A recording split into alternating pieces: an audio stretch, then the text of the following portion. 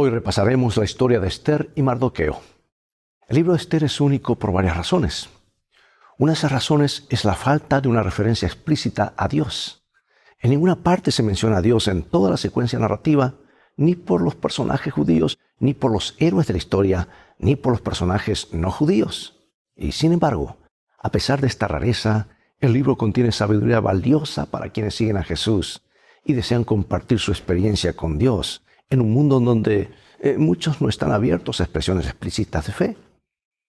A menudo cuando las personas en la iglesia piensan o discuten sobre la misión, se centran en acciones explícitas orientadas a la fe, ya sean reuniones evangelísticas, distribución de literatura basada en la fe, estudios bíblicos u otra forma de extensión.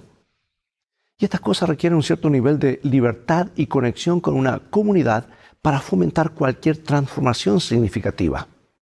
Pero pregunto, ¿qué pasa con los lugares donde el gobierno no permite actividades religiosas? ¿Qué pasa con las áreas donde la gente no tiene ningún interés en tales actividades? Y a menudo la iglesia ignora tales situaciones. Pero los lugares que encajan en esta descripción constituyen una porción sustancial de la población mundial. Esta semana, en un estudio de hoy, a través de la lente de Esther y Mardoqueo, veremos que Dios desea que seamos creativos en nuestro testimonio, incluso en lugares y espacios que no están abiertos al trabajo misionero. Ve por tu Biblia y en un minuto regresaré.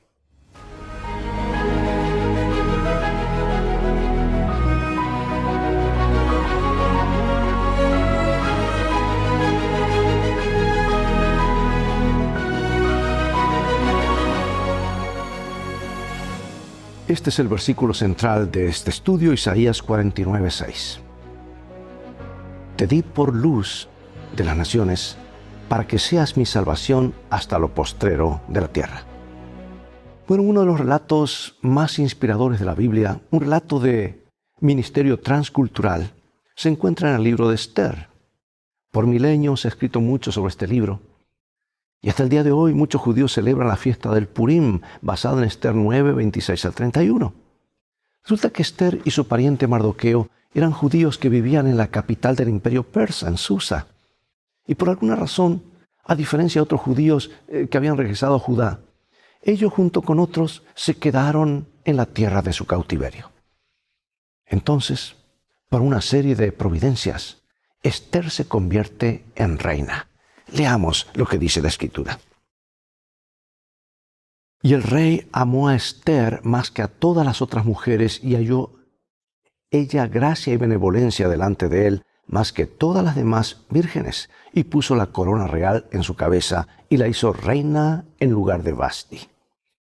Bueno, fue en esa función que Esther, aunque a regañadientes, pudo desempeñar un papel importante en la historia bíblica. A su manera, esta historia muestra cómo el pueblo de Dios, incluso en entornos extranjeros, puede dar testimonio de la verdad. Si tienes tiempo, pues lee esta tarde el libro de Esther. Es maravilloso. Parece una novela, es más que una novela, es una historia real. Y una vez que empiezas, no vas a poder parar de continuar escuchándolo. Así que te animo a leer el libro de Esther. Para aquellos que venimos de otros países, nunca es fácil abandonar la patria por una cultura extranjera, ¿verdad? Hay ciertos cambios. Quizás hoy nos resulte difícil comprender lo que tuvieron que afrontar los judíos, primero bajo el dominio de los babilonios, luego de los persas. Ninguno de nosotros, por ejemplo, vive en un país adventista donde los principios de nuestra fe sean en alguna medida la ley del país.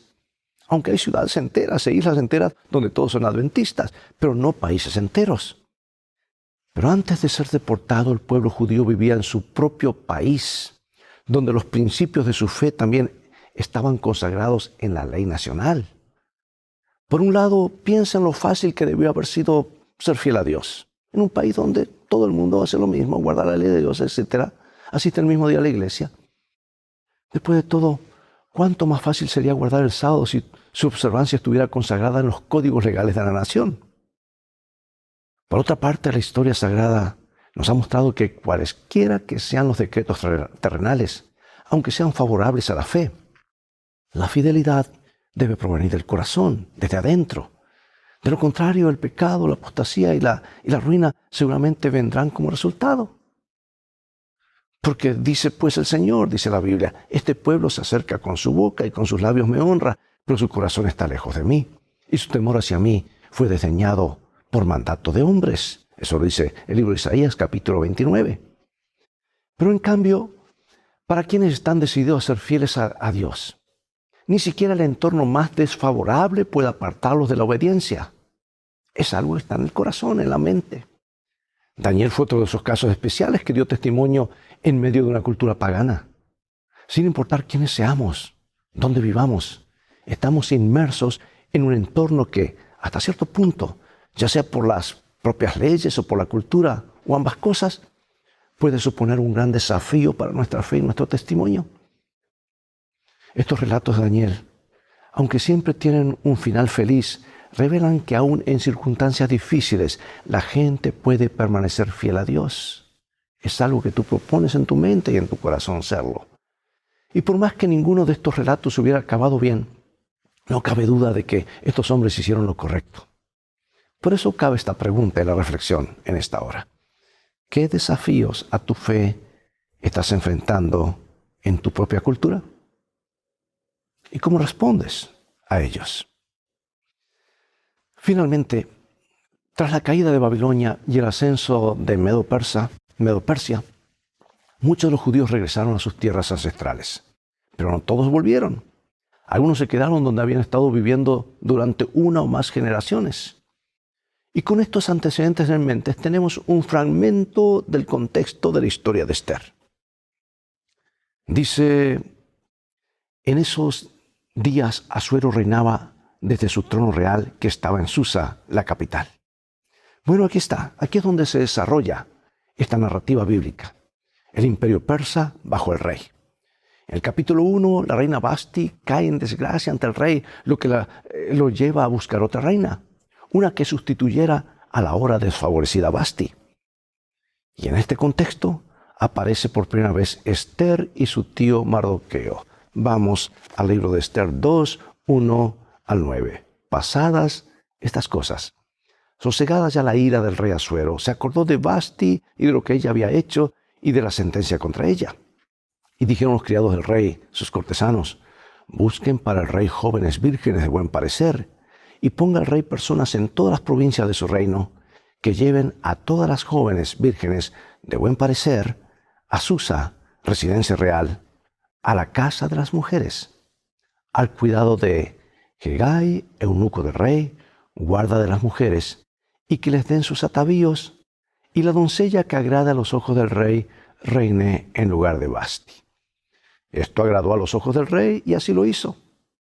Había en Susa, residencia real, un varón judío cuyo nombre era Mardoqueo, hijo de Jair, hijo de Simei, hijo de Cis, del linaje de Benjamín, el cual había sido transportado de Jerusalén con los cautivos que fueron llevados con Jeconías, rey de Judá, a quien hizo transportar Nabucodonosor, rey de Babilonia. Y había criado a Hadasa, es decir, Esther, hija de su tío, porque era huérfana. Y la joven era de hermosa figura y de buen parecer. Y cuando su padre y su madre murieron, Mardoqueo la adoptó como hija suya. Sucedió pues que cuando se divulgó el mandamiento y decreto del rey, y habían reunido a muchas doncellas en Susa, residencia real, a cargo de Hegai, Esther también fue llevada a la casa del rey, al cuidado de Hegai, guarda de las mujeres. Y la doncella agradó a sus ojos y halló gracia delante de él, por lo que hizo darle prontamente atavíos y alimentos. Y le dio también 7 doncellas especiales de la casa del rey, y la llevó con sus doncellas a lo mejor de la casa de las mujeres. Ahora, ¿qué nos enseñan estos versículos acerca de la situación de Mardoqueo y Esther? Bueno, parece que Mardoqueo, como funcionario de la realeza, estaba sentado a la puerta del palacio y residía en la ciudad de Susa con Esther, su hija adoptiva o prima. Debido a su posición y al lugar en que vivían, estaban inmersos en la cultura persa. Esta debe ser, al menos en parte, la razón por la que eligieron a Esther para presentarla ante el rey. Dice que Esther fue llevada a la casa del rey al cuidado de Hegai, guarda de las mujeres. Aunque el texto no dice exactamente por qué, no es difícil adivinarlo. Como extranjeros en una cultura y una religión extrañas que, como veremos, podían ser hostiles, fueron prudentes al guardar silencio sobre su familia y su pueblo. Piensa en qué circunstancias podría ser prudente y no hablar abiertamente de tu fe. Nos puede ocurrir, ¿verdad? Pero otro problema es, si callamos todo el tiempo, algo anda mal también. Bueno, al vivir en una tierra extranjera y permanecer fieles a Dios, tarde o temprano Mardoqueo y Esther iban a enfrentar problemas. Sin duda, este fue el caso de Mardoqueo. Y en Esther capítulo 3 nos enteramos de que el rey Jerjes, o sea, Asuero, honró a Amán y le dio un alto cargo con plenos poderes. A todos se les dijo que debían inclinarse ante Amán. Pero leemos, pero Mardoqueo ni se arrodillaba ni se humillaba, dice la Escritura. La Biblia nos da la razón por la que Mardoqueo no se arrodilló ante este hombre, pero nosotros sabemos por qué.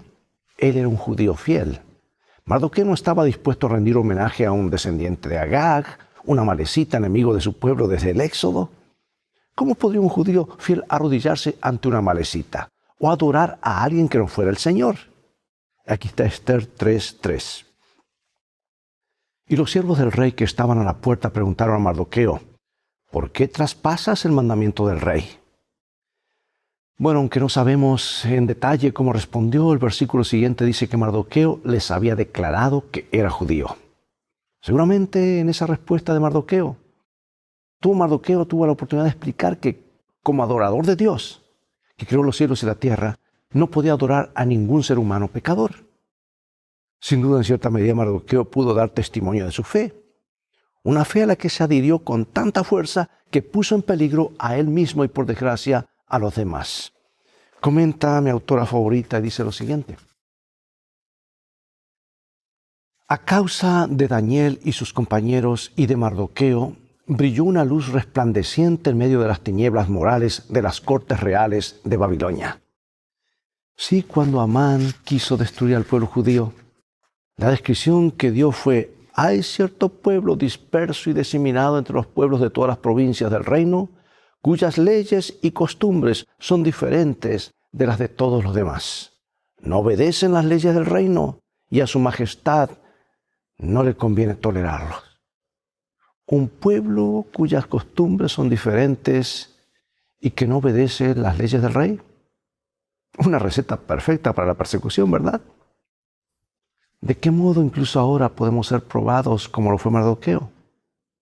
¿Cómo debemos responder? Hay problemas sociales, leyes que se están pasando en todos los países. ¿Cómo vamos a estar viviendo y respondiendo y actuando en estos casos? Dios nos ayude, pidamos sabiduría. Para eso están las historias bíblicas, no para satisfacer nuestra curiosidad, sino para aumentar nuestra fe en el Dios de lo imposible. Y allí están las respuestas a muchas de nuestras interrogantes. ¿Y qué tenemos que hacer? Ahora mira, cuando Mardoqueo se puso en contacto con Esther para pedirle ayuda, ella llevaba varios años casada con Asuero, pero en Persia había una ley. Nadie podía acercarse al trono del rey sin invitación expresa del monarca. Cualquiera que no respetase esta regla arriesgaba la vida. Y Esther, aunque sabía del riesgo que corría, de todos modos entró en la sala del trono sin ser invitada. La fe de Mardoqueo intentó despertar la fe de Esther. Y el corazón del libro de Esther se encuentra en las palabras de Mardoqueo a Esther, en Esther 4, 13 y 14. Entonces dijo Mardoqueo que respondiesen a Esther: no pienses que escaparás en la casa del rey más que cualquier otro judío. Porque si callas absolutamente en este tiempo, respiro y liberación vendrá de alguna parte para los judíos. Mas tú y la casa de tu padre pereceréis. Y quién sabe si para esta hora has llegado al reino. La fe de Esther fue puesta a prueba cuando Mardoqueo apeló a su amor por su pueblo. Nadie sabía que era judía, salvo Mardoqueo.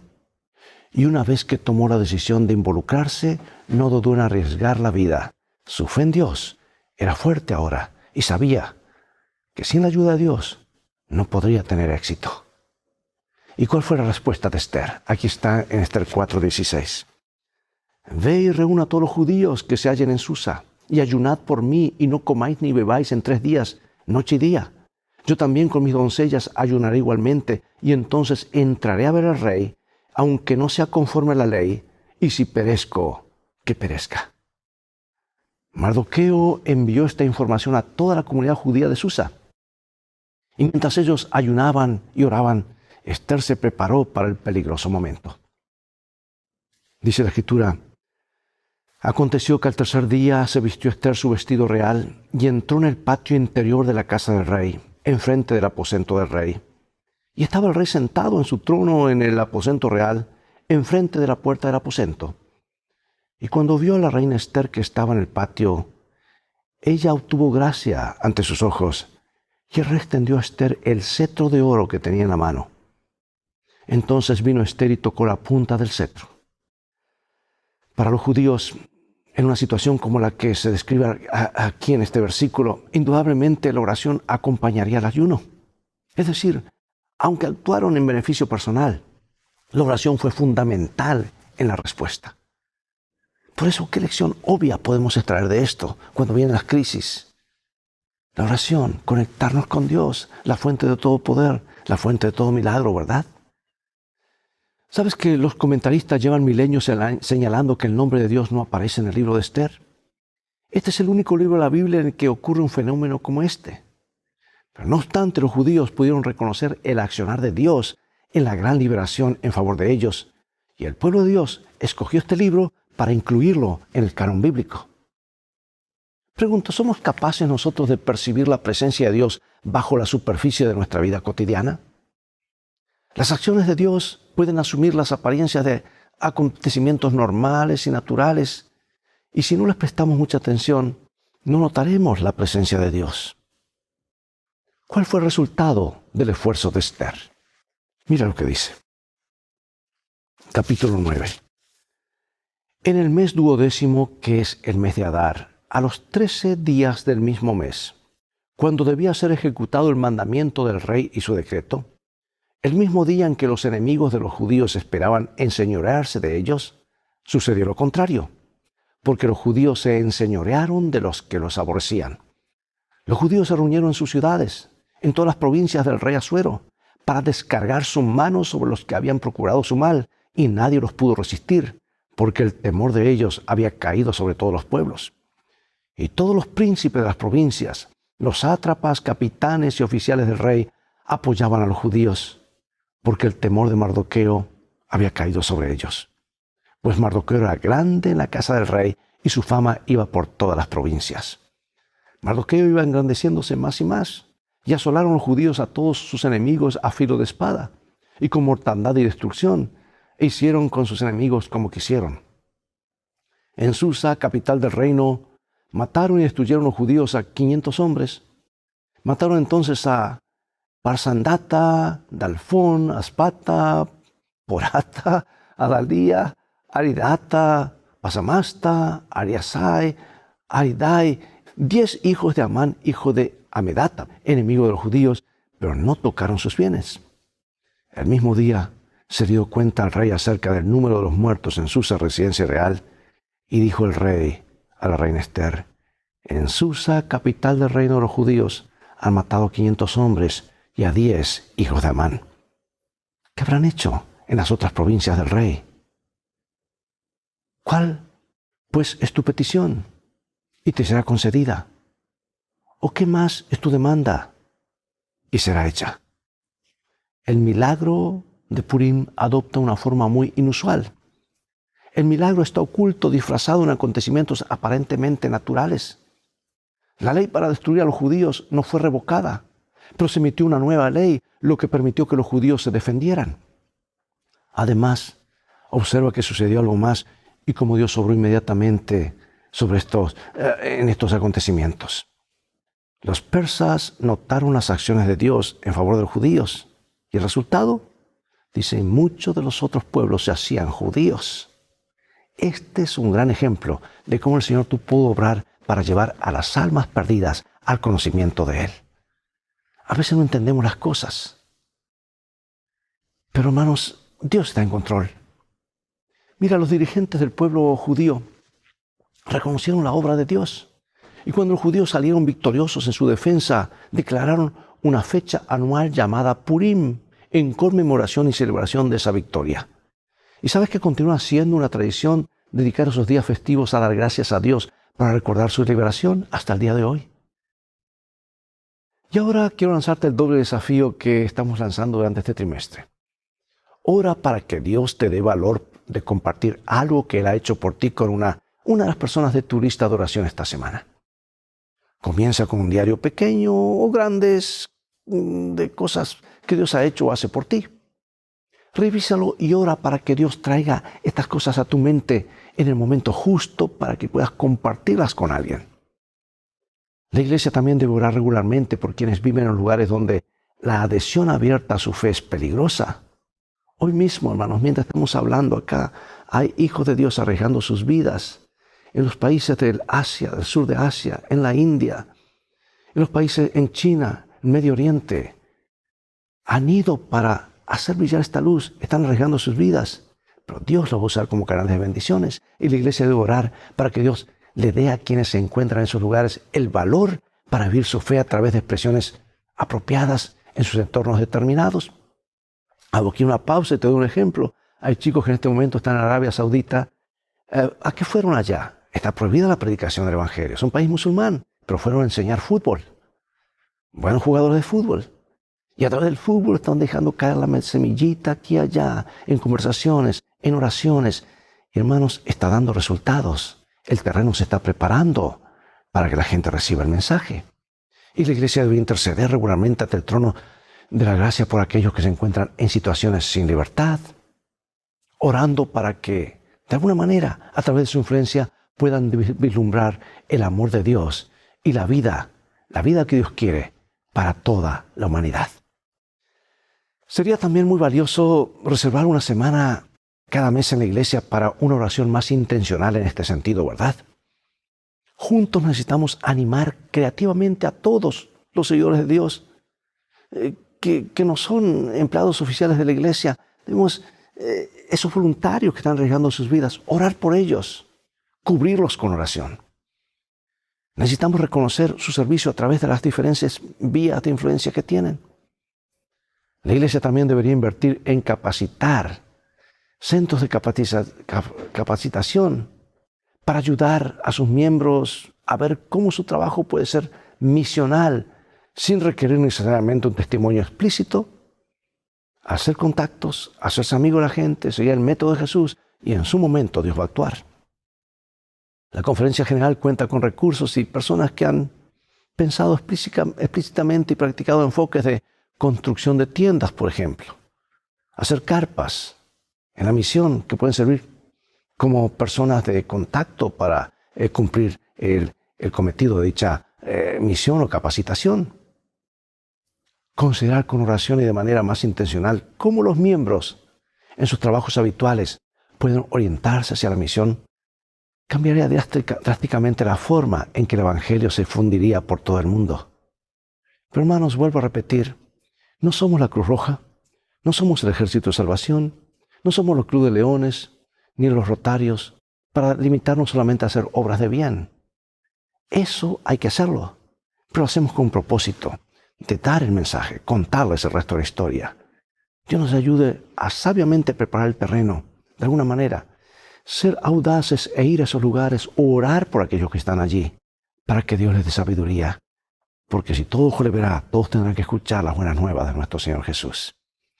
Y ahora, mis amados, para concluir, una cita inspirada por Dios de mi autora favorita. Dice así, en el libro de Educación: a toda casa y toda escuela, a todo padre, madre y niño sobre los cuales ha brillado la luz del Evangelio, se formula en este momento crítico la pregunta que se le hizo a Esther en aquella crisis decisiva de la historia de Israel.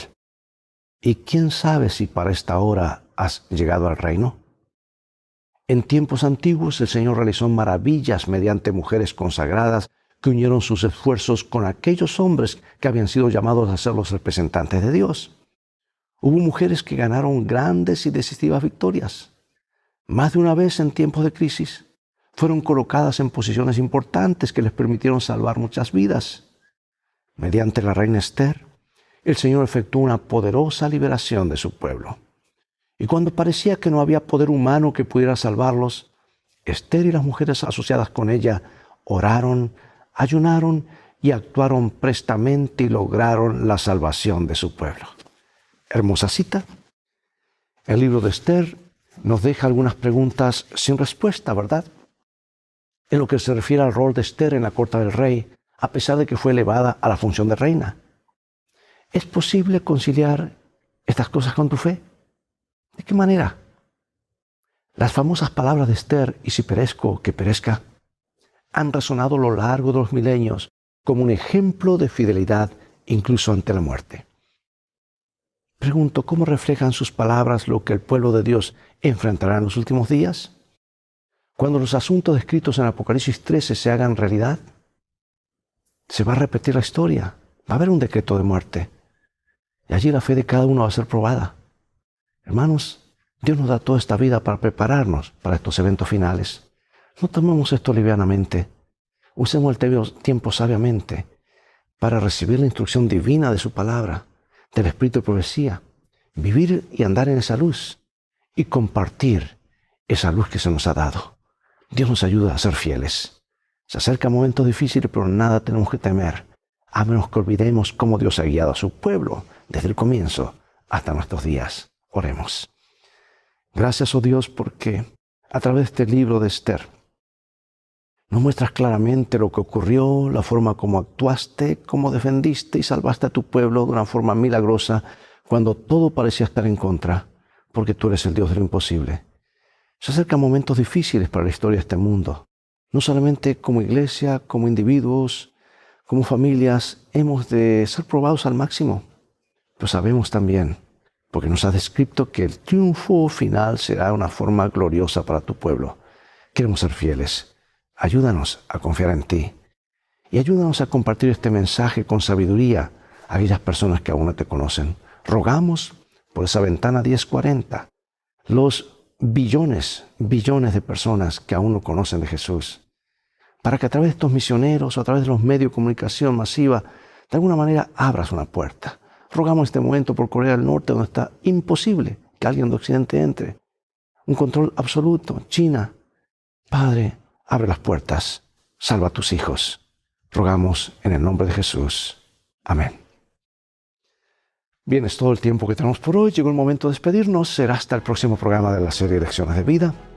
Invita a otros a sintonizar este canal y transfórmate tú mismo en un canal de bendiciones.